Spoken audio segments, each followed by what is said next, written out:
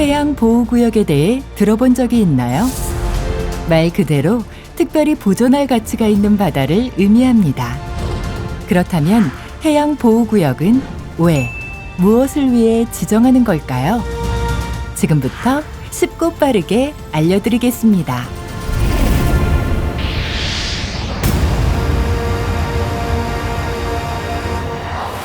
옆 동네 선촌마을은 2020년에 해양보호구역으로 지정되고 나서부터 마을 바닷가도 깨끗하고 여기저기에서 사람들도 많이 찾아오고 잘 피도 키운다던데 그리 좋은 걸 우리 마을은 왜 안 해주노? 경남에는 모두 4곳의 해양보호구역이 있습니다. 통영시 용남면 화삼리 선촌마을 주변 해역, 고성군 하이면 주변 해역, 마산만 봉암갯벌과 사천 광포만갯벌이 바로 그곳입니다. 우리나라 영해내 동서남해안을 따라 37개 지역이 해양보호구역으로 지정되어 있습니다. 해양보호구역으로 지정하는 이유는 무엇이고 지정하면 어떤 점이 좋을까요?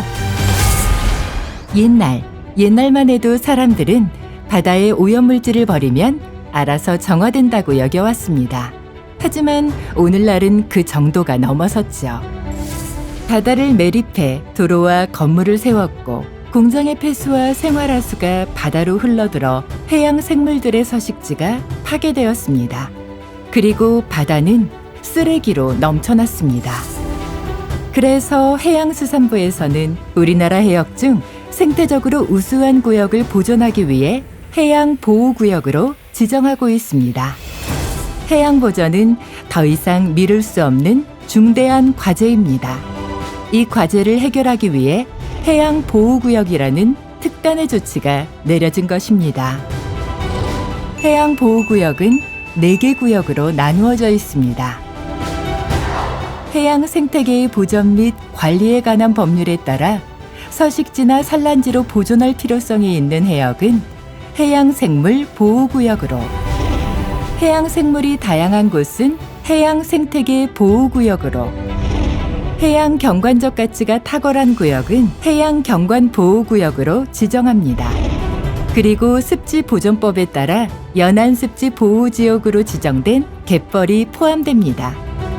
바다의 가치를 높이 평가하고 이를 보존하고자 하는 움직임은 세계적인 추세입니다. 우리 모두의 바다인 공해는 전체 바다의 64%, 지구 표면의 43%에 달하는 광활한 지역으로 20만 종 이상의 해양 생물을 품고 있는데 유엔은 공해를 보존하기 위해 지난 2023년 6월 19일 해양 생물 다양성의 보전과 지속 가능한 이용을 위한 협약을 체결했고 우리나라는 회원국 중 84번째로 서명했습니다. 그렇다면 해양 보호구역이 확대되면 어떤 장점이 있을까요? 첫째, 기후위기 해결의 대안이 될 수 있습니다. 기후위기는 더 이상 낯선 단어가 아닙니다. 폭염과 한파, 집중호우와 가뭄, 탄소 중립은 이제 선택이 아닌 필수입니다. 바다는 온실가스의 주범인 글로벌 탄소의 83%를 흡수해 순환시킵니다.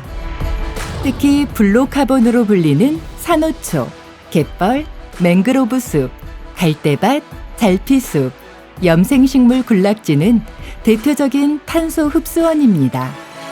따라서 해양보호구역으로 지정해 바다를 건강하게 관리하는 것은 지구온난화를 막는 해법이 될 수 있습니다.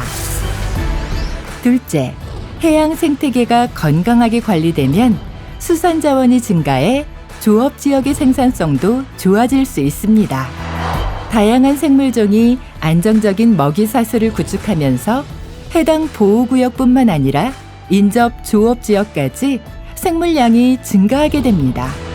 이걸 조금 어려운 말로는 유출 효과라고 합니다. 그런데 참 아이러니하게도 현재 해양보호구역으로 지정된 우리나라의 영해는 약 2%에 불과합니다. 그 이유는 주민들이 해양보호구역으로 지정되는 것을 반대하기 때문입니다. 이건 해양보호구역에 대한 몇 가지 오해 때문인데 어떤 내용인지 직접 들어볼까요? 해양보호구역이 지정되면 바다에서 고기도 못 잡고 육지 건물 정축도 못 하고 화장실도 마음대로 못 고치고 주위에 논밭 경작도 못 하고 살 길이 막막해지는데 땅값도 떨어진다 이거. 하지만 이것은 거짓 소문이나 잘못된 오해에서 비롯된 것입니다.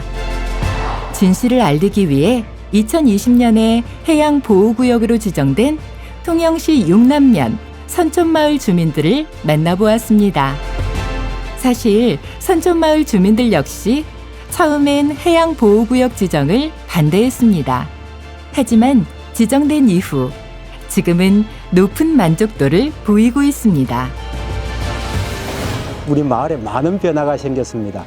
첫째, 바다가 깨끗해졌고요. 바다에 잘피숲이 많아져서 수산물이 굉장히 많아졌습니다. 그리고 우리 주민들이 단합이 지금 되고 있어요. 참여 소득도 얻게 되고요. 전에 없던 새로운 분위기가 우리 마을에 조성되어서 매우 좋습니다. 해양보호구역은 바다 공유 수면만 포함됐기 때문에 육상의 사유지 개발 행위나 제한은 전혀 없습니다. 여전히 마을 면허구역에서 통발도 치고 거물도 쳐서 문어와 물고기도 잡고 바닷물이 빠지면 반지락도 캡니다. 전혀 걱정하지 않으셔도 됩니다. 오히려 문어, 낙지, 해삼이 늘어납니다. 또 그리 깨끗해 하고 나니까 많은 게 생기고 돈도 벌이 쓰고 깨끗해지고 또 다른 데 동네 사람들도 많이 놀러 오고 우리 젊은 사람들도 보탬이 되고 진짜로 그거는 그래 최고요. 선촌마을은 해양 쓰레기가 없는 깨끗한 어촌으로 입소문이 나면서 귀촌, 귀어 인구가 늘어났습니다.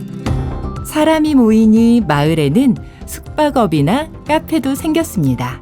주민들은 여전히 시금치와 배추 농사를 짓고 당연히 어로 행위도 가능합니다. 한 가지 달라진 점이 있다면 마을 주민들 모두 잘피 박사가 되었다는 점입니다. 선촌마을 주민들은 해양보호구역 지정으로 잘피 배양 육성 사업에 참여하며 바다농부가 되었습니다. 이렇게 해양보호구역을 이해하고 나니 바다가 새롭게 보이지 않나요? 그럼 해양보호구역으로 지정되면 주민들에게 어떤 혜택이 주어지는지도 살펴보겠습니다. 해양보호구역으로 지정되면 5년 단위로 관리계획을 수립하게 됩니다. 이에 따른 세부 추진과제가 세워지면 지자체와 지역주민, 시민단체, 학계가 함께하며 추진과제를 실천합니다. 주민들은 모니터링 활동을 통해 생물 서식지와 생태자원을 조사하기도 하는데 이렇게 만들어진 건강한 해양 생태계는 수산물 어획량을 증가시켜 지속가능한 어업을 가능하게 합니다. 또 지역의 생태 관광이 활성화되면서 주민들이 참여하는 마을 해설사나 명예 안내인 등 새로운 일자리가 창출됩니다. 정말 멋진 일이죠? 사실 해양보호구역이 지정 고시되기까지는 여러 단계와 절차를 거치게 됩니다. 먼저 관련 기관들이 협의를 통해 해양보호구역으로 왜 지정해야 하는지 그 이유를 명확하게 제시하는 제안서를 작성해야 합니다. 다음으로 주민들의 합의와 찬성이 있어야 합니다. 주민동의는 해양보호구역 지정 과정의 선결 조건입니다. 그래서 지역 주민들이 해양보호구역에 대해 깊이 있게 이해할 수 있도록 마을 공청회도 여러 번 개최합니다. 마지막으로 해양수산부의 조사와 심의, 승인 과정을 거쳐 해양보호구역으로 지정 고시될 수 있습니다. 해양보호구로 지정되면 5년 단위로 해양보호구역 관리계획을 수립하여 비전과 관리 목표, 추진 전략, 중점 추진 과제를 정하게 되며 정부, 지자체, 지역주민, 시민단체, 학계 등 다양한 주체들이 참여하여 관리하게 됩니다. 당연히 관리를 위한 예산이 수반되겠지요. 우리나라는 제10차 사회관계 장관회의에서 2030 국가보호지역 확대 이행 방안을 발표했습니다. 이행 계획의 골자는 2030년까지 해양보호구역을 30%로 늘린다는 내용으로 국가 차원에서 해양보호구역을 확대하기 위한 노력을 하고 있습니다. 바다가 건강해지고 해양 생물들이 늘어나면 우리의 삶도 함께 풍요로워집니다. 만약 우리 마을이 해양보호구역으로 지정된다면 그것은 지역과 주민의 빛나는 영예이자 자부심이 될 것입니다. 여러분의 바다도 해양보호구역으로 지정하세요!